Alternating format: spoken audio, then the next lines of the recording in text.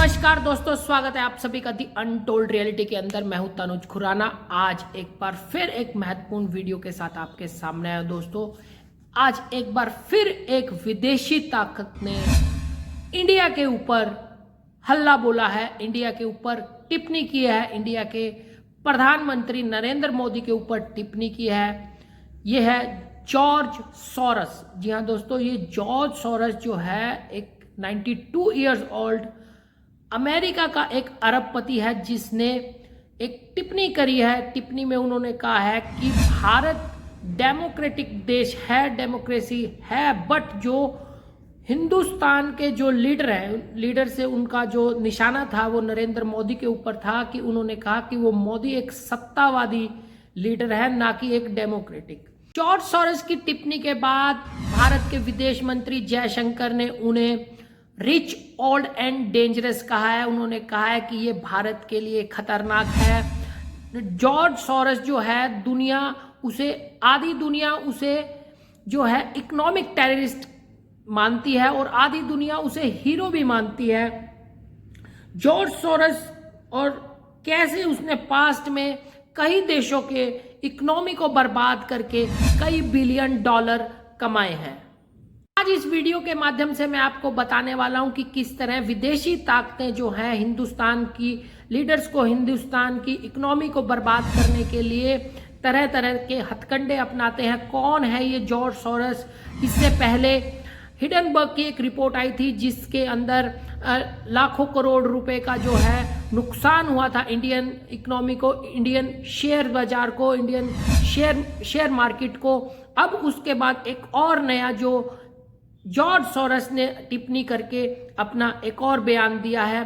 कौन है ये जॉर्ज सोरस, जानते हैं मेरे साथ। लेकिन उससे पहले अगर आपने मेरा चैनल सब्सक्राइब नहीं किया तो दोस्तों जल्दी से सब्सक्राइब कीजिएगा।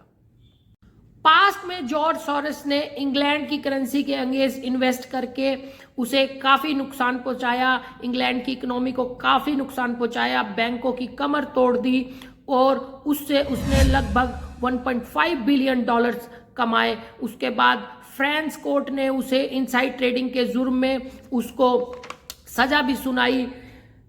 उसके बाद वो हालांकि हंगरी में पैदा हुआ, लेकिन हंगरी में एक लॉ है स्टॉप सोरस लॉ, जिसमें उसकी गतिविधियों को, उसकी एक्टिविटी को रोकने के लिए लॉ बनाया गया है। इजराइल में उसे नाजी सपोर्टर के नाम से भी जाना जाता है। उसके चाइना के साथ विवाद है, उसके रशिया के साथ विवाद है, उसके इंडिया के साथ विवाद है। सोरस एक्चुअली में क्या है कि देशों, जो कंट्रीज है ना, उनके अपोजिशन पार्टीज को जो है फंडिंग करता है एनजीओज के जरिए, और उनमें एंटी गवर्नमेंट जो एक्टिविटीज है उनको बढ़ावा देता है, उनके खिलाफ बोलने वाला, और जो किसी भी कंट्री के जो अगेंस्ट जो गवर्नमेंट होती है, अपोजिशन वाली गवर्नमेंट होती है, उसको सपोर्ट करता है, उन्हें पैसे डोनेट करता है अपने एनजीओ के जरिए। उसे मॉरल वैल्यूज से कोई मतलब नहीं है। उसका मेन मकसद जो होता है, उसका मेन मकसद केवल और केवल पैसा कमाना होता है। अब जब इंडिया जो है दुनिया की 5th लार्जेस्ट इकोनॉमी बन चुकी है, अब उसकी नजर जो है इंडिया के ऊपर है। अब सोरस ने एक बयान में इंडिया के लीडर्स को, प्रधानमंत्री को जो है सत्तावादी बताया है और कहा है कि इंडिया के अंदर डेमोक्रेसी लाने के लिए वो लगभग 1 बिलियन डॉलर यानी 8,000 करोड़ रुपए इन्वेस्ट करेगा। वो इन्वेस्टमेंट जो है अपने एनजीओ OSF यानी ओपन सोसाइटी फाउंडेशन के जरिए इंडिया के अंदर इन्वेस्ट करेगा। अब ये OSF के जो एनजीओज है उसके वाइस प्रेसिडेंट कौन है? उनके वाइस प्रेसिडेंट हैं मिस्टर सलील शेट्टी। अब ये मिस्टर सलील शेट्टी कौन है, अब आपको मैं बताऊंगा, जरूर गौर करिएगा दोस्तों। सलील शेट्टी जो है आपको राहुल गांधी जी के साथ आपको दिख जाएंगे भारत जोड़ो यात्रा में। एंटी प्रोटेस्ट, जितने भी प्रोटेस्ट राहुल गांधी जी द्वारा करने को मिले हैं देश के अंदर, चाहे वो CAA का विरोध हो, चाहे किसान आंदोलन हो, उन सभी के अंदर जो है राहुल गांधी के साथ सलील शेट्टी दिखाई गए हैं और इस OSF के वाइस प्रेसिडेंट हैं। जॉर्ज सोरस का अपना एजेंडा चलाने के लिए बेसिकली 3 ऐसे फॉर्मूले अपनाता है, जिसमें से पहला जो फॉर्मूला है वो ये है कि किसी भी देश में जाकर उसके अपोजिशन पार्टी के साथ हाथ मिलाना, कनेक्शन बनाना, अच्छे संबंध बनाना। जैसे कि आपको बताया कि OSF जो इनका खुद का ही, जॉर्ज सोरोस का खुद का ही NGO है, उसके वाइस प्रेसिडेंट कौन है? मिस्टर सलील शेट्टी। और सलील शेट्टी किसके साथ है? अपोजिशन पार्टी देश के अंदर राहुल गांधी जी के साथ। दूसरी बात, अब इस OSS के अंदर एम्प्लॉय कौन है?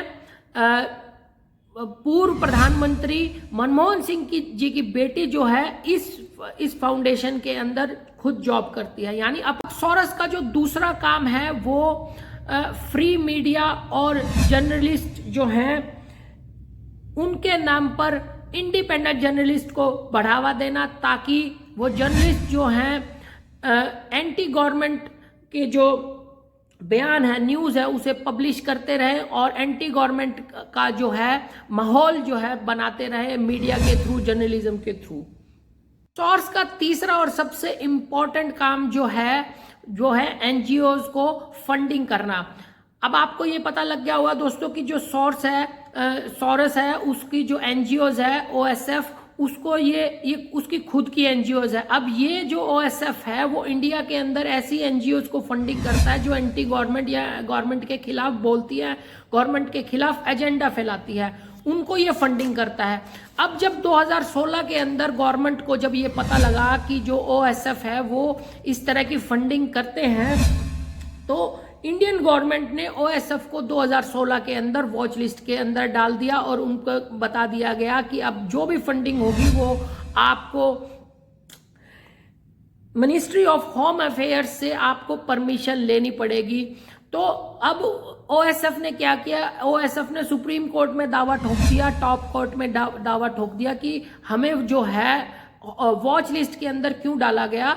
तब सुप्रीम कोर्ट ने उनको फटकार लगाते हुए बताया कि जो ये फंडिंग है, आपको जो फंडिंग होती है उससे जो है सोशल स्ट्रक्चर बिगड़ता है, सोशल स्ट्रक्चर के साथ साथ जो है पॉलिटिकल इन्फ्लुएंस भी होती है, जिस कारण से ये गलत है। और आपको कोई भी फंडिंग इधर NGOs को करने से पहले आपको मिनिस्ट्री ऑफ होम अफेयर्स से पहले इजाजत लेनी पड़ेगी। दोस्तों, अब आप समझ गए होंगे कि किस तरह से विदेशी ताकतें जो हैं इंडिया के अंदर, इंडिया के में रह रहे लोगों को किस तरह से फंडिंग करके इंडिया को ही बर्बाद करने के लिए उसको फंडिंग करती है, उनको पैसा देती है, और इंडिया के एंटी गवर्नमेंट जो खिलाफ एजेंडा जो चलाते हैं, जो एंटी गवर्नमेंट या गवर्नमेंट को गिराने के लिए काम करते हैं, उनको किस तरह से फंडिंग करते हैं और बाद में मोटा मुनाफा कहते हैं। तो दोस्तों, आप सबको भी ये जानना बहुत जरूरी है कि कौन देश की हक की बात कर रहा है, कौन देश को तोड़ने की बात करता है, कौन दुश्मनों से हाथ मिलाता है। आप सभी को ये जानना बहुत जरूरी है। आशा करता हूं कि आपको ये वीडियो बहुत अच्छे से समझ आया होगा और बहुत पसंद आया होगा।